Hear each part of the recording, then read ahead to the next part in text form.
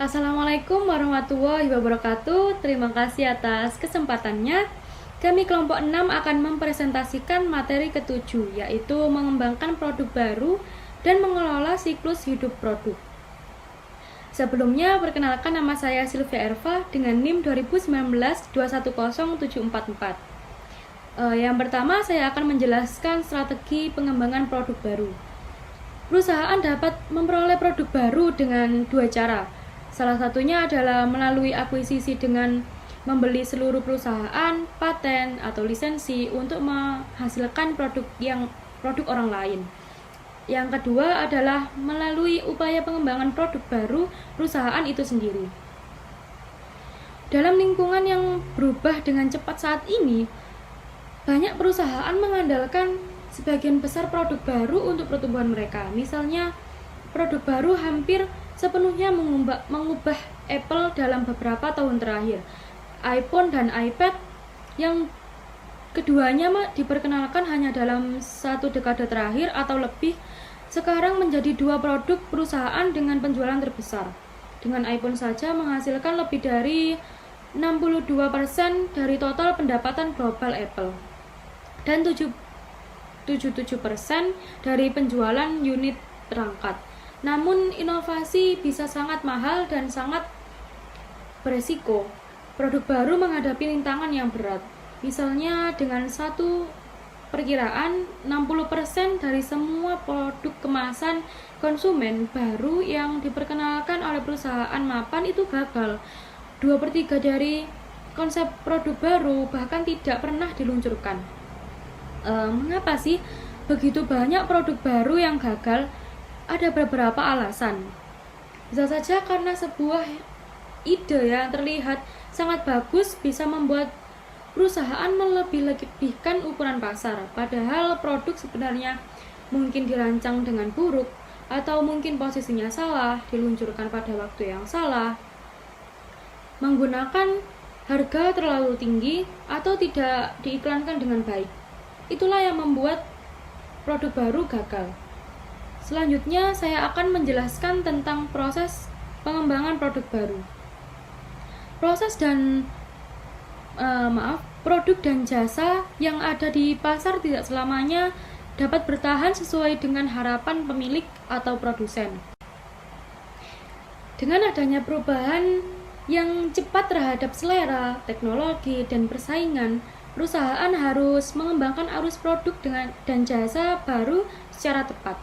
Pada proses pengembangan produk baru ini terdapat poin-poin penting yang perlu diketahui, yaitu yang pertama, ide generasi, yang kedua, penyaringan ide, yang ketiga, pengembangan dan pengujian konsep, yang keempat, pengembangan strategi pemasaran, yang kelima, analisa bisnis, yang keenam, pengembangan produk, yang ketujuh, uji pemasaran, yang kedelapan, komersialisasi, dan yang terakhir, mengelola pengembangan produk baru. Saya akan menjelaskan poin yang pertama, yaitu ide generasi. Sumber utama ide produk baru meliputi sumber internal dan sumber eksternal, seperti pelanggan, pesaing, distributor dan pemasok, dan lain-lain. Yang pertama, sumber ide internal. Dengan menggunakan sumber internal, perusahaan dapat menemukan ide-ide baru melalui R&D formal.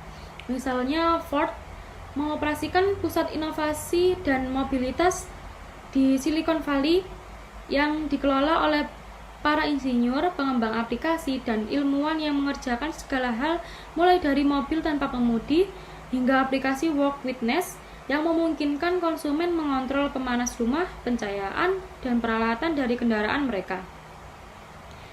Yang kedua, sumber ide eksternal. Perusahaan juga dapat memperoleh ide produk baru yang baik dari berbagai sumber eksternal, misalnya distributor dan pemasok. Distributor dan pemasok dapat menyumbangkan ide. Distributor dekat dengan pasar dan dapat menyampaikan informasi tentang masalah konsumen dan kemungkinan produk baru. Pemasok dapat memberi tahu perusahaan tentang konsep, teknik, dan bahan baru yang dapat digunakan untuk mengembangkan produk baru. Yang terakhir adalah crowdsourcing. Secara lebih luas, banyak perusahaan sekarang mengembangkan crowdsourcing atau program ide produk baru dengan inovasi terbuka. Melalui crowdsourcing, perusahaan mengundang komunitas luas yang terdiri dari pelanggan, karyawan, ilmuwan, dan penelitian independen, dan bahkan masyarakat luas ke dalam inovasi ini. Memanfaatkan berbagai sumber baik dari dalam maupun dari luar perusahaan dapat menghasilkan ide-ide baru yang tak terduga dan kuat. Dengan demikian, perusahaan yang benar-benar inovatif dan tidak hanya mengandalkan satu sumber atau sumber lainnya untuk mendapatkan ide produk baru. Alih-alih mereka mengembangkan jaringan inovasi ekstensif yang menangkap ide dan inspirasi dari setiap sumber yang memungkinkan, dari karyawan, dari pelanggan, hingga inovator luar, dan banyak poin di luarnya. Sekian dari saya dan akan dilanjutkan oleh rekan saya. Assalamualaikum warahmatullahi wabarakatuh. Perkenalkan, nama saya Muhammad Nafandi Auhak dengan NIM 2019-21078. Di sini saya akan menjelaskan tentang pemutaran ide. Tujuan generasi ide adalah untuk menciptakan ide dalam jumlah besar. Tujuan dari tahapan berikut adalah untuk mengurangi angka tersebut. Tahap pengurangan ide pertama adalah penyaringan ide, yang membantu menemukan ide bagus dan membuat ide buruk secepat mungkin. Pengembangan produk. Biaya peningkatan pesat adalah pada tahap-tahap selanjutnya sehingga perusahaan ingin terus maju hanya dengan produk tersebut. Ide yang berubah menjadi produk yang menguntungkan. Banyak perusahaan meminta eksekutif mereka untuk menuliskan ide produk baru dalam sebuah standar format yang dapat ditinjau oleh komite produk baru. Tulisan tersebut menjelaskan produk atau layanan, proposisi nilai pelanggan yang diusulkan, pasar sasaran, dan persaingan. Itu membuat beberapa perkiraan kasar tentang ukuran pasar, harga pokok, waktu pengembangan, dan biaya-biaya produksi dan tingkat pengendalian. Panitia kemudian mengevaluasi gagasan tersebut terhadap seperangkat kriteria umum. Seorang pakar pemasaran menjelaskan produk RWW. Yang dimaksud RWW adalah nyata, menang, dan layak dilakukan. Kerangka penyaringan dan menangnya 3 pertanyaan. 10 pertama, apakah itu nyata, apakah kebutuhan nyata dan keinginan untuk produk, dan akankah pelanggan membelinya, apakah ada konsep yang jelas dan kemauan produk seperti itu memasarkan pasar. Kedua, bisakah kita memang menang? Apa produk menawarkan keunggulan kompetitif yang berkelanjutan? Apakah perusahaan memiliki sumber daya untuk membuat produk semacam itu sukses? Akhirnya, apakah kita layak dilakukan? Apakah produk tersebut sesuai dengan pertumbuhan perubahan secara keseluruhan? Sukses strategi. Apakah itu menawarkan potensi keuntungan yang cukup? Perusahaan harus bisa menjawab ya untuk ketiga pertanyaan RWW sebelum mengembangkan ide produk baru lebih jauh. Selanjutnya adalah pengembangan konsep. Pengembangan konsep adalah salah satu tahapan penting dan kritis dari langkah pengembangan produk baru. Setelah itu ide dihasilkan dan ide tersebut disaring kualitasnya, maka tetap pengembangan konsep berikut.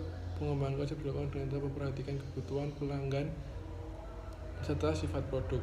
Pengembangan konsep sangat penting karena membantu pelanggan bagaimana mereka ingin melihat produk Anda di pasar.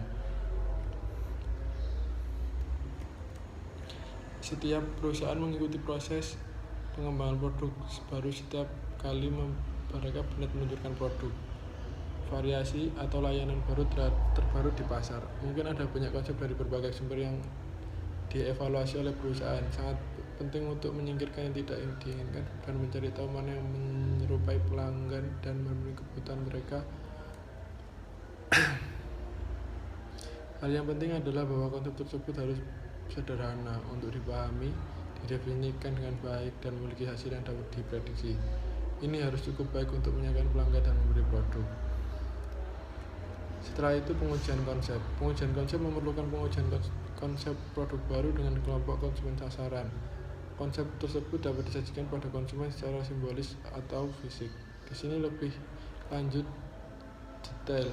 Apakah konsep 3 Mobil kompak bertenaga baterai yang efisien memenangkan untuk dikendarai dengan kursi ini 100% listrik. Wonder menyediakan transportasi yang praktis dan andal tanpa polusi, berjalan 300 mil satu biaya per mil untuk beroperasi. Selanjutnya pengembangan strategi pemasaran. Misal, pembuat mobil menemukan bahwa konsep 3 untuk model listrik baru adalah yang terbaik. Itu langkah selanjutnya, pengembangan strategi pemasaran. Merancang strategi pemasaran awal untuk memperkenalkan mobil ini ke pasar. Pernyataan strategi pemasaran terdiri dari 3 bagian. Bagian pertama menjelaskan pasar sasaran, proposisi nilai yang direncanakan, dan tujuan penjualan, pangsa pasar, dan laba beberapa tahun pertama. Jadi target pasar adalah individu yang lebih muda, berpendidikan sedang hingga berpenghasilan tinggi, pasangan, atau keluarga kecil yang mencari transportasi praktis dan bertanggung jawab terhadap lingkungan. Mobil itu akan diposisikan sebagai lebih menyenangkan untuk dikendarai dan lebih sedikit polusi daripada mesin pembakaran internal saat ini.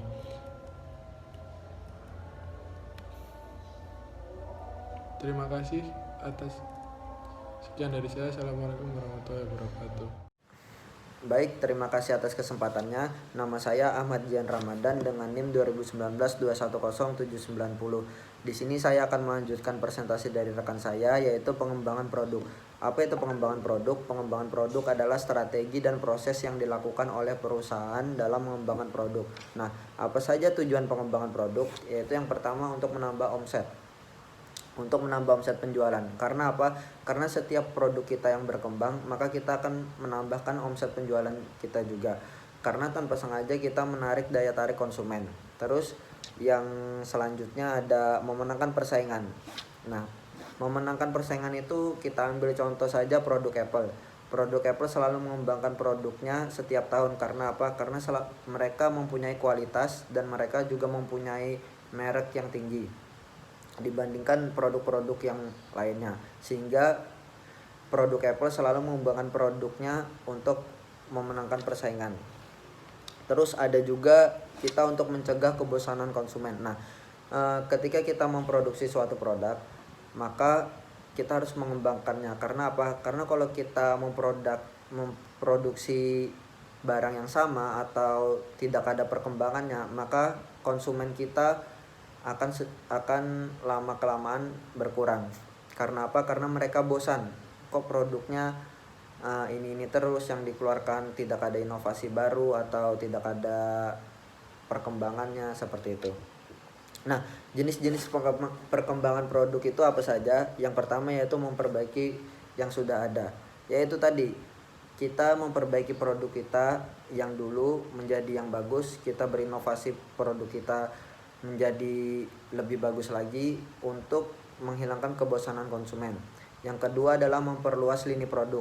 Nah, jenis pengembangan produk dilakukan perusahaan dengan cara menambah item pada lini produk yang sudah ada atau menambah lini produk baru. Seperti ambil saja contohnya produk Apple lagi ya. Produk Apple lagi itu tidak hanya mengeluarkan iPhone, tapi dia juga mengeluarkan MacBook, mengeluarkan AirPod, mengeluarkan Apple Watch. Nah, disitulah memperluas lini produk. Yang ketiga, menambah produk yang ada. Ketika perusahaan dalam hal ini menambah atau memberikan variasi pada produk yang telah ada dan juga memperluas segmen pasar dengan melayani berbagai macam konsumen atau pembeli yang memiliki selera yang berbeda-beda. Nah, jadi setiap konsumen itu seleranya kan berbeda-beda. Ada yang beli produknya untuk, misalnya ada yang membeli HP untuk kameranya saja, ada juga yang membeli HP untuk prosesornya saja. Jadi kita tuh memproduksi produk itu secara perfect gitu. Yang prosesornya besar, yang kameranya juga bagus. Jadi konsumen itu juga tertarik kepada produk kita. Terus ada meniru strategi pesaing. Pada cara ini perusahaan meniru kebijakan pesaing yang dianggap menguntungkan, seperti halnya penetapan harga. Nah, jadi misalnya produk Apple itu terlalu mahal dan produk Samsung itu lebih murah daripada Apple. Nah, kita bisa meniru harganya. Misalnya produk Apple 2 juta dan produk Samsung itu hanya 1 juta. Walaupun produk Apple lebih bagus dari kualitasnya, tetapi banyak konsumen yang menginginkan harga yang murah, sehingga mereka lebih memilih produk Samsung. Nah, di situ kita bisa meniru strategi pesaing, yaitu menetapkan harga. Terus di sini saya akan menjelaskan tentang uji pasar atau tes marketing. Nah, sebelumnya apa itu pengujian pasar? Pengujian pasar adalah uji coba sebuah produk baru. Tujuan pengujian pasar ini apa sih? Yang pertama, lebih memahami potensi pasar atas produk yang bersangkutan. Yang kedua, menguji beberapa kemungkinan program pemasaran yang akan dilancarkan. Dan yang terakhir, mengetahui masalah-masalah distribusi. Nah, prosedur penguji pasar ini sudah menjadi kesatuan ilmu. Yang pertama adalah menetapkan jumlah kota tempat pengujian. Kita menentukan jumlah kota yang ingin kita uji produk kita. Misalnya kita ingin menguji di Kalimantan, bagaimana konsumennya menerima, atau di Jawa, Sumatera. Kita tetapkan dulu jumlah kota tempat pengujian tersebut. Terus selanjutnya menentukan kota tempat pengujian. Ketika kita sudah menentukan jumlah, misalnya ada 15 kota yang ingin kita uji, maka kita tentukan juga 15 kota tersebut di mana saja. Misalnya kayak kota Gresik atau Surabaya, Banjarmasin, Jakarta, dan lain-lain. Terus menentukan lamanya pengujian. Kita juga selain menentukan kota, kita juga menentukan waktu lamanya pengujian produk kita terhadap konsumen. Terus yang terakhir, informasi yang harus dikumpulkan dalam pengujian pasar. Nah, selanjutnya saya akan menjelaskan apa itu komersialisasi. Komersialisasi adalah memperkenalkan produk baru ke pasar. Misalnya kita ambil lagi sebuah perusahaan, yaitu Apple. Apple itu sekarang melaunching iPhone 12. Mereka sudah menetapkan harga dengan fix, mereka sudah tahu pangsa pasar mereka siapa, dan mereka pokoknya tinggal launching, tinggal memperjualkan barang tersebut. Maka terjadilah komersialisasi. Komersialisasi ketika kita mengenalkan produk baru yang kita produksi kepada konsumen. Dan juga komersialisasi itu kita seperti kayak mempresentasikan produk kita gitu kepada konsumen. Jadi kayak ini iPhone 12 itu ada fitur baru, misalnya kayak ada Face ID-nya, atau prosesornya lebih gede, atau kameranya lebih bagus, kita kenalkan kepada konsumen. Nah, disitulah yang disebut komersialisasi. Terus yang terakhir saya akan menjelaskan customer centric. Apa itu customer centric? Customer centric adalah tentang memprioritaskan konsumen daripada faktor lain yang menggunakan perpaduan intuisi serta mengenai perilaku mereka. Nah, bagaimana cara mengaplikasikan customer centric ini secara efektif? Yang pertama, mulailah dengan konsumen. Mulailah dengan konsumen itu maksudnya ketika kita ingin memproduksi suatu produk, baik dalam pemilihan bahan, pembuatan, cara memasarkan, penjualan, serta pelayanan, dimulai dengan pemahaman untuk siapa dan apa yang dibutuhkan olehnya. Jadi kita tahu target pasar kita itu siapa, yang dibutuhkan konsumen kita itu apa. Jadi kita harus mengenali itu terlebih dahulu. Terus selanjutnya dapatkan gambaran jelas mengenai konsumen. Nah, yaitu tadi kita harus mengenali konsumen kita itu untuk siapa, target pasar kita untuk siapa. Pasti suatu perusahaan yang besar tahu target pasarnya itu siapa. Semisal kita ambil contoh kayak coffee shop Starbucks dengan warung kopi biasa. Nah, Starbucks dia memiliki kualitas dan harga yang tinggi, tapi dia tahu tujuan pasarnya untuk siapa, pangsa pasarnya itu untuk siapa, konsumennya itu untuk siapa. Kayak untuk orang-orang yang bisa dikatakan lebih mampu atau high class gitu. Sedangkan warkop mereka juga tahu pangsa pasarnya siapa. kayak seperti orang-orang awam, orang-orang biasa, atau orang-orang pulang kerja dari pabrik misalnya seperti itu. Jadi mereka harus mengenali dulu pangsa pasarnya itu siapa. Nah, terus selanjutnya ada ketahui dengan baik kebutuhan konsumen. Nah, ketahui dengan baik kebutuhan konsumen itu maksudnya apa? Kita tahu kebutuhan konsumen itu apa. Kita harus tahu. Kayak misalnya konsumen pada era ini membutuhkan suatu produk handphone yang itu kualitasnya tinggi, yang itu sudah canggih, kameranya bagus, bisa buat kerja juga, bisa buat ngegame bagus juga. Kita harus tahu kebutuhan konsumen itu apa, sehingga kita memproduksi suatu produk itu tidak setengah-setengah. Kita memproduksi suatu produk itu totalitas dan sesuai kebutuhan konsumen. Oke, terus selanjutnya yaitu ada bangun hubungan dengan konsumen. Nah, bangun hubungan dengan konsumen itu maksudnya apa? Ketika produk kita itu sudah berkualitas dan produk kita udah dikenal konsumen-konsumen kita juga harus membangun hubungan yang baik dengan konsumen, seperti kita cara melayani mereka seperti apa, cara memberitahu mereka, atau pokoknya cara melayani lah. Percuma sebuah perusahaan produknya bagus tapi mereka tidak mempunyai hubungan konsumen dengan baik. Mereka tidak tahu cara melayani konsumen dengan baik. Karena apa? Karena dari situ konsumen bisa memilih, oh ini udah produknya bagus, pelayanannya juga bagus, maka mereka akan selalu senantiasa senang dengan perusahaan tersebut.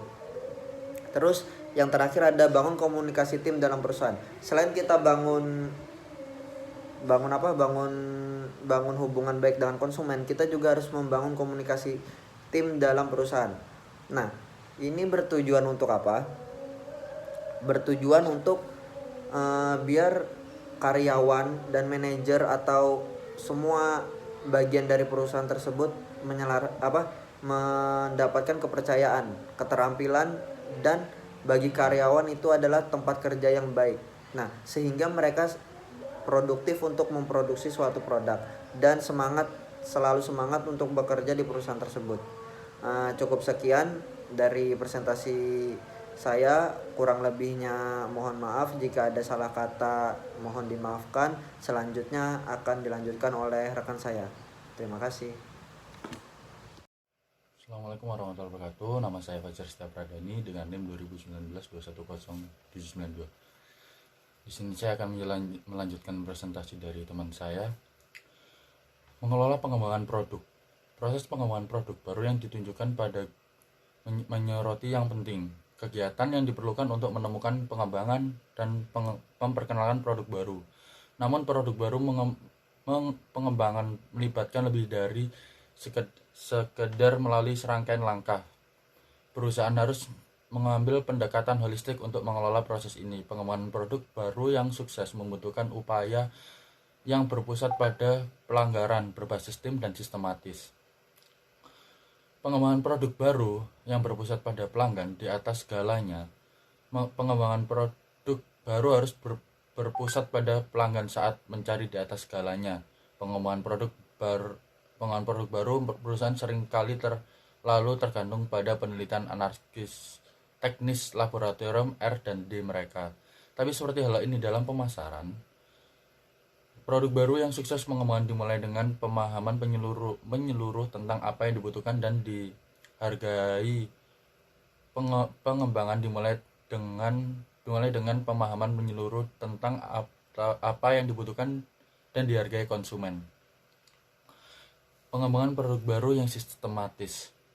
Akhir proses pengembangan produk baru harus bersifat holistik dan sistematis daripada terkotak-kotak dan serampangan. Jika tidak, hanya sedikit ide baru yang muncul dan banyak ide bagus akan tersendat dan mati. Untuk menghindari masalah ini, perusahaan dapat menginstal sistem manajemen inovasi untuk mengumpulkan, meninjau, mengevaluasi, dan mengelola produk baru. Ide-ide perusahaan dapat menunjuk orang senior yang dihormati untuk menjadi manajer inovasi. Itu dapat mengatur perangkat lunak manajemen, gagasan berbasis web, dan mendorong semua pemegang dan perusahaan perusahaan saham, karyawan, pemasok, distributor, dealer untuk terlibat dalam mencari dan mengembangkan produk baru. Itu dapat menetapkan komitmen manajemen inovasi lintas fungsi untuk mengevaluasi ide-ide produk baru yang diusulkan dan membantu membawa ide bagus ke pasar. Mengelola siklus hidup seperti yang dimaksud terdapat 2 contoh yang akan saya berikan, yaitu yang pertama produk dari Nestle dan produk dari L'Oreal. Nestle adalah makanan global Swiss dan perusahaan minuman yang dibentuk 1905 melalui penggabungan perusahaan susu Anglo Swiss dan Varin Lacti Henry Nestle. Sejak dimulainya oleh Henry Nestle untuk menyediakan produk makanan bayi, Nestle telah dikaitkan dengan penyediaan produk berkualitas tinggi yang berfokus pada konsumen.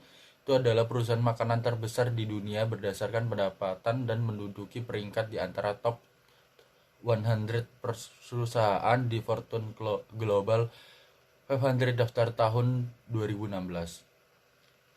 Inovasi dan pengembangan produk baru selalu menjadi jantung Nestle. Sejak saat itu awalnya karena harus mengikuti lingkungan yang selalu berubah juga mendefinisikan dan mendorong pesan baru. Ini akan tidak mungkin tanpa ekstensif Nestle kemampuan R&D. Ia memiliki jaringan R&D besar dari perusahaan makanan manapun di dunia dengan 34 fasilitas R&D, 3 pusat jaringan, 3 pusat sains dan penelitian, dan 31 pusat teknologi produk dan R&D di seluruh dunia, dan lebih dari 5.000 orang yang terlibat hanya dalam R&D. Gaya adalah mode dasar dan khas ekspresi. Misalnya, gaya muncul di rumah kolonial, pertengahan pakaian formal, kasual, dan seni. Realis, surrealis, abstrak. Setelah gaya ditemukan, gaya itu mungkin bertahan lama dari generasi ke generasi. Keluar masuk mode, sebuah gaya memiliki siklus yang menunjukkan beberapa periode yang baru. Nah, di sini fashion adalah gaya yang saat ini diterima atau populer di bidang tertentu. Misalnya tampil pakaian bisnis yang lebih formal dari pakaian perusahaan tahun 1980 dan 1990-an digantikan tampilan bisnis casual tahun 2000-an dan tahun 2010-an. Terima kasih atas kesempatannya. Saya Kafir Ramadan Surya Arianda dengan NIM 2019-210803 ingin melanjutkan presentasi dari rekan saya.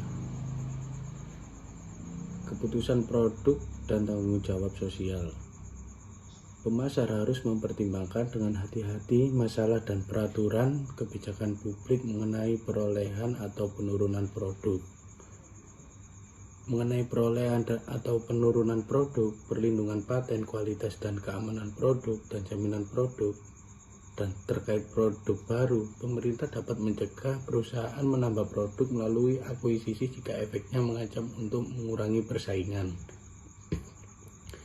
Perusahaan yang menjatuhkan produk harus menyadari bahwa mereka memiliki kewajiban hukum tertulis atau tersirat kepada pemasok, dealer, dan pelanggan mereka yang memiliki saham dalam produk yang jatuh tersebut.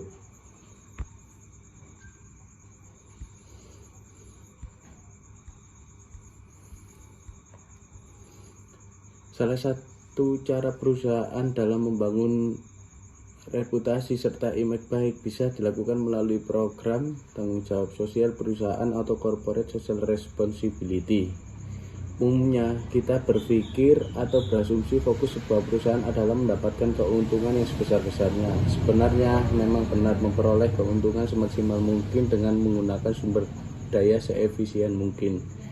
Memang menjadi prioritas utama sebuah perusahaan.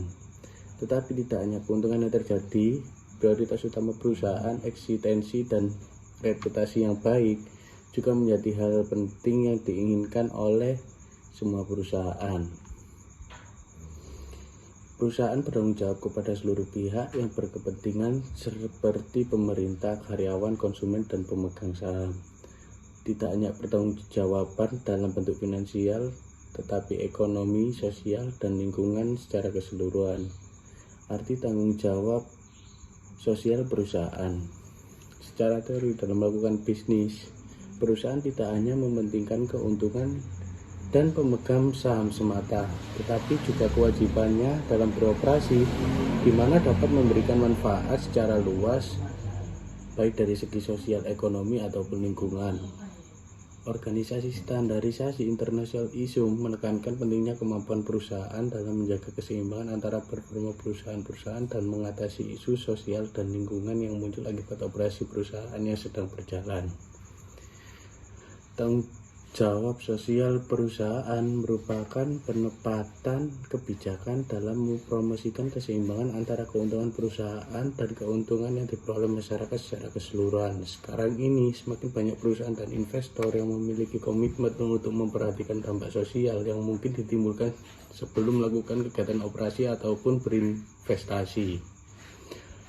Dengan adanya perubahan psikologis pada pelaku ekonomi, mau tidak mau perusahaan harus beradaptasi dengan fenomena yang sedang terjadi di era industrialisasi, di mana konsumen hanya mementingkan produk dengan harga murah. Sekarang konsumen sudah memikirkan apa dampak produk yang mereka beli terhadap lingkungan. Contoh tanggung jawab sosial perusahaan. Siapa yang tidak kenal Starbucks, perusahaan kedai kopi terbesar dari Amerika Serikat? Salah satu aksi yang dilakukan Starbucks sebagai bentuk tanggung jawab sosialnya adalah ethical sourcing. Ethical sourcing yang dimaksud adalah bagaimana cara Starbucks mendapatkan bahan utama dalam bisnis, yaitu kopi.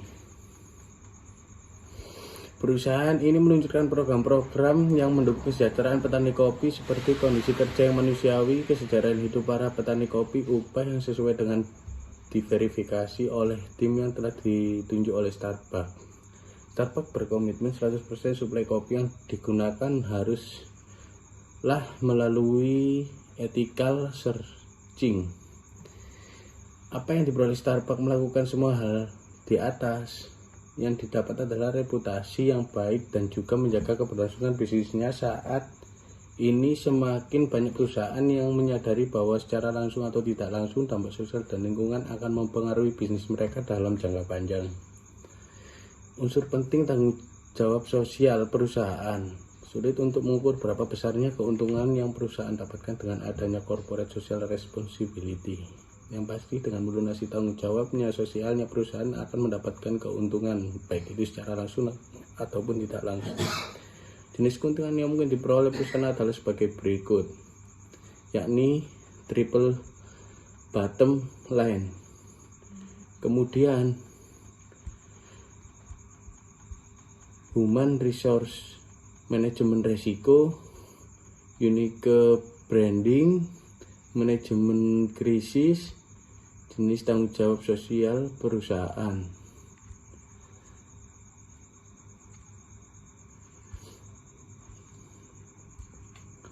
Pemasaran produk dan jasa internasional. Pemasaran produk dan layanan internasional menghadapi tantangan khusus. Pertama, mereka harus mencari tahu produk dan layanan apa yang akan diperkenalkan dan di negara mana. Kemudian mereka harus memutuskan beberapa banyak untuk membakukan atau menyesuaikan produk dan layanan mereka untuk pasar dunia. Di satu sisi, perusahaan ingin menstandarkan penawaran mereka. Standarisasi membantu perusahaan mengembangkan citra dunia yang konsisten. Di sisi lain, pasar dan konsumen di seluruh dunia sangat berbeda. Perusahaan biasanya harus menanggapi perbedaan ini dengan menyesuaikan penawaran produk mereka. Demikian materi yang saya jelaskan, kurang lebihnya bila ada perkataan saya mohon maaf. Saya akhiri. Terima kasih.